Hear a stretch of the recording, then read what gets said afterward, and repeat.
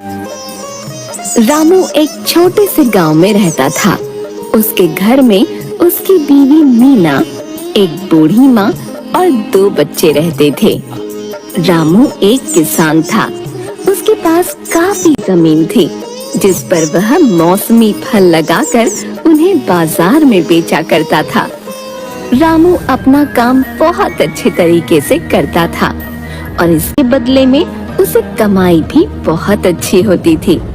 उसके घर में किसी चीज की कोई कमी नहीं थी। रामू की गांव के बड़े बाजार में फलों की बहुत बड़ी दुकान थी। उसकी दुकान पर हमेशा ताजे और अच्छे फल मिलते थे, इसलिए लोग उससे फल खरीदना पसंद करते थे। रामू अपनी बीवी मीना से कहता है, आम की बहुत अच्छी फसल हुई है। लगता है पेड़ों पर खूब आम आएंगे। इस बार यदि मुनाफा अच्छा हुआ तो मैं तुम्हें सोने का हार बनवा दूंगा, ठीक है? मीना यह सुनकर बहुत खुश होती है और कहती है, सच कह रहे हो, यह तो बहुत अच्छी बात है। आमों का सीजन तो आ ही रहा है। यदि फसल अच्छी हुई तो आम बहुत अच्छी कीमत पर बिकेंगे। रामू अपनी दुकान पर बैठा था और ग्राहकों की भीड़ लगी हुई थी। अरे भैया, मुझे 2 किलो आम और 1 दर्जन केले दे दो भैया। भैया, मुझे भी 1 किलो आम और 1 दर्जन केला दे दो। इस तरह रामू की दुकान पर ग्राहकों की भीड़ लगी रहती थी।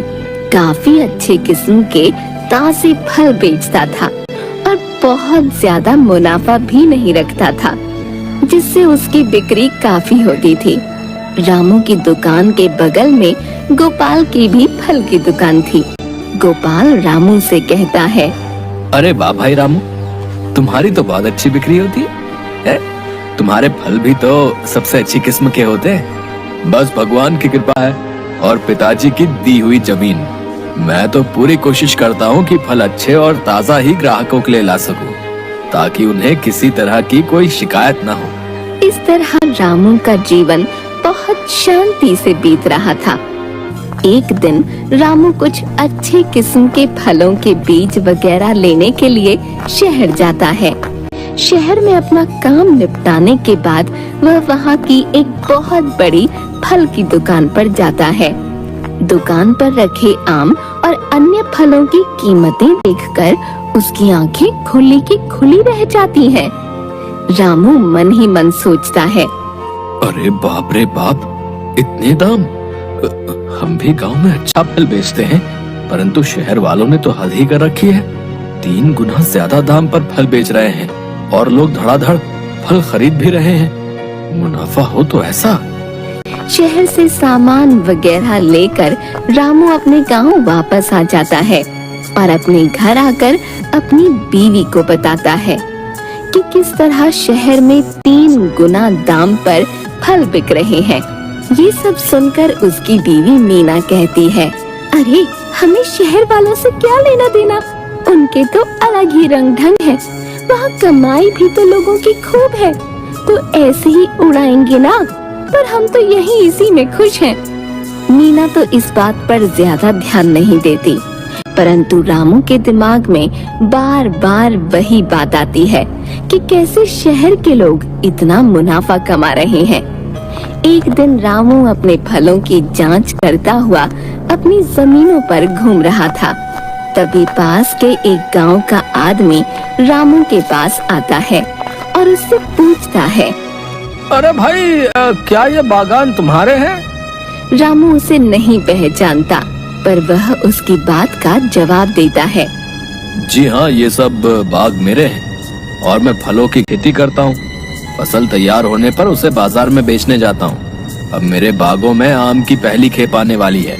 इस बार बहुत अच्छे आम होने की उम्मीद है, परंतु मैं आपकी क्या सहायता कर सकता हूँ? देखो भैया, तुम कितनी मेहनत करते हो। दिन रात एक करके तुम फलों की पैदावार करते हो, फिर उन्हें ले जाकर बाजार में बेचते हो। परंतु यहाँ गांव के बाजार में तुम्हें कितना मुनाफा मिल जाता होगा भैया, है? मैं पास के ही गांव में रहता हूँ और मेरे पास भी कुछ जमीन है। मैं उस पर फल के पेड़ लगाता हूँ। और जब फल पककर तैयार हो जाते हैं तो उन्हें शहर में बेचने के लिए जाता हूँ। शहर में फल बेचने पर मुझे काफी मुनाफा मिलता है। हाँ, यदि तुम चाहो तो हम दोनों मिलकर काम कर सकते हैं। शहरों में फलों की बहुत डिमांड है और कीमत भी बहुत अच्छी मिलती है। जी भला मुझे क्या आपत्ति हो सकती है यदि मुझे मेरी फसल के अच्छे दाम मिलेंगे। आप कल मेरे घर आ जाइएगा, वहीं बैठकर सब बात फाइनल कर लेंगे। मैं अपने घर में भी विचार विमर्श कर लूंगा। वह व्यक्ति रामू को अगले दिन आने के लिए कहकर वहाँ से चला जाता है। रामू घर आकर अपनी बीवी मीना को सारी बात बताता है। भाग्यवान, ये तो हमारी किस्मत अच्छी है। घर बैठे बिठाए हमें इतना अच्छा मौका मिल गया। हम इतनी ज्यादा मेहनत करते हैं, अच्छी क्वालिटी के फल हमारी जमीनों में पैदा होते हैं, परंतु हमें अधिक मुनाफा कभी नहीं मिल पाया। यदि हमें ज्यादा मुनाफा कमाने का मौका मिल रहा है तो क्यों ना हम इसके लिए राजी हो जाए। तुम क्या कहती हो? जी, जैसा आप ठीक समझे। मुझे भी यह प्रस्ताव काफी अच्छा लग रहा है। इसमें मुनाफा भी दोगुना है। इस तरह विचार विमर्श करने के बाद रामू अगले दिन उस व्यक्ति को हाँ करने की सोचता है और उसका इंतजार करने लगता है। अगले ही दिन सुबह वह व्यक्ति उसके घर पर आ जाता है। रामू जैसे ही उसके आने की आवाज सुनता है, तुरंत दरवाजे तक उन्हें लेने जाता है और घर के अंदर लेकर आता है। बैठिए, अब कहिए आप क्या कहना चाहते हैं। देखिए, मैंने सारी बातें आपको कल ही बता दी थी। बस एक चीज का ध्यान रखिएगा, फलों की क्वालिटी में कोई कमी नहीं होनी चाहिए। जी, क्वालिटी की तो आप चिंता ही ना करें।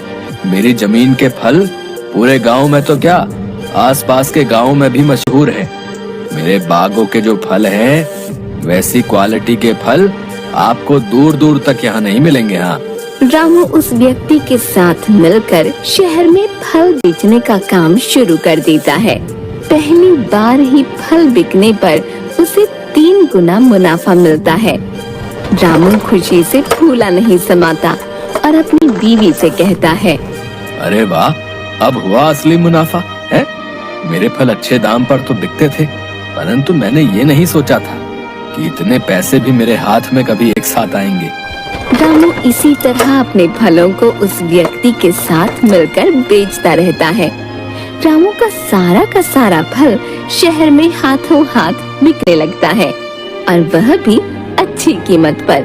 उसे लगता है कि यदि और फल भी उगाए जाएं, तो वह भी अच्छे दामों पर बिक जाएंगे। शहर में तो फलों की बहुत डिमांड है। रामू के मन में पैसा आने के साथ साथ लालच भी आ जाता है। उसे इतना मुनाफा मिलता है, परंतु उसका लालच और बढ़ता जाता है। वह सोच में पड़ जाता है कि किस तरह वह अपने फलों की मात्रा बढ़ा पाए और जल्दी जल्दी नई खेप आ जाए। रामू के मन में लालच आ जाता है। अधिक से अधिक पैसे कमाने के लालच में वह शहर जाकर फसल जल्दी पकाने और उसका साइज बड़ा करने के केमिकल ले आता है। वह मन ही मन सोचता है, यदि मैंने ये केमिकल का प्रयोग कर लिया तो मेरी फसल जल्दी पक जाएगी, और यदि जल्दी फल पक जाएंगे और बड़े साइज के होंगे तो मेरा मुनाफा भी दुगना हो जाएगा। जब सभी लोग ऐसा काम कर रहे हैं तो मैं क्यों ना करूं भाई। परंतु वह ये बात किसी को नहीं बताता। गांव के बाकी किसान रामू के पड़ोसी उसकी फसल इतनी ज्यादा जल्दी पकते देख बहुत ही हैरत में पड़ जाते हैं और उससे पूछते हैं, अरे भाई, तुमने ऐसा क्या किया है जो तुम्हारे फल इतनी जल्दी पक गए भाई? है? इस बार लगता है कोई खास ही बीज डाले हैं तुमने। बहुत बड़े बड़े फल लगे भाई। रामू उनकी बात को टालता हुआ कहता है, अरे भाई, मैं शहर से बहुत अच्छे किस्म के बीज लाया था जो काफी महंगे थे, इसीलिए फसल अच्छी हुई है। शहर के लोगों को अच्छी क्वालिटी के फल पसंद हैं। गांव की तरह वहाँ पर कुछ भी नहीं बिक जाता। माल अच्छा रखना पड़ता है भैया। गांव के सभी लोग उसकी फसल देखकर हैरान भी थे और सोच में भी पड़ गए थे कि आखिर ऐसा हुआ तो कैसे।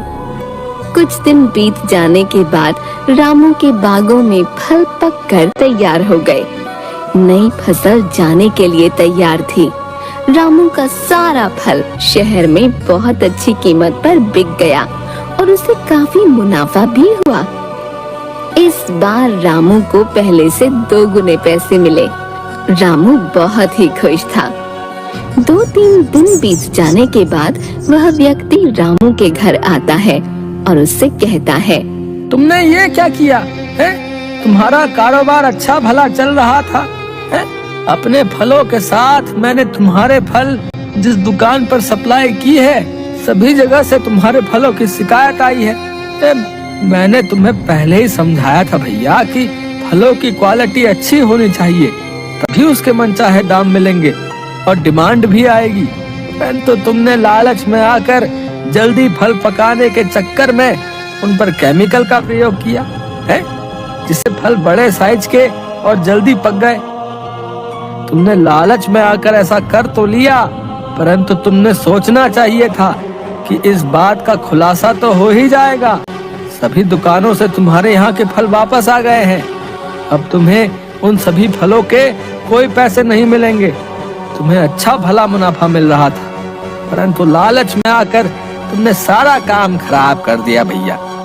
आज के बाद मैं तुम्हारे साथ काम नहीं करूँगा, क्योंकि इससे मेरी इज्जत भी मार्केट में कम हो जाएगी। हाँ।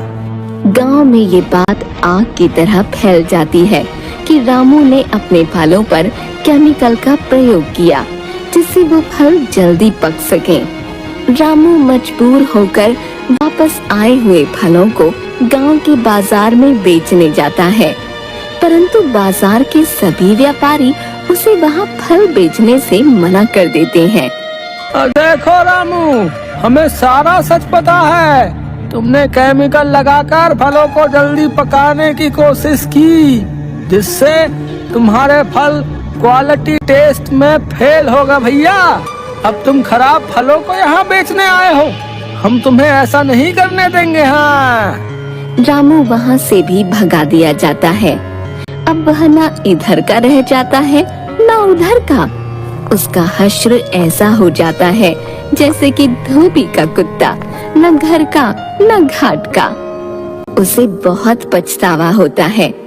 अच्छा भला उसका काम चल रहा था, परंतु लालच में आकर उसने अपने जमे जमाए काम पर पानी फेर दिया। इसीलिए कहते हैं, इंसान को लालच में अंधा नहीं होना चाहिए।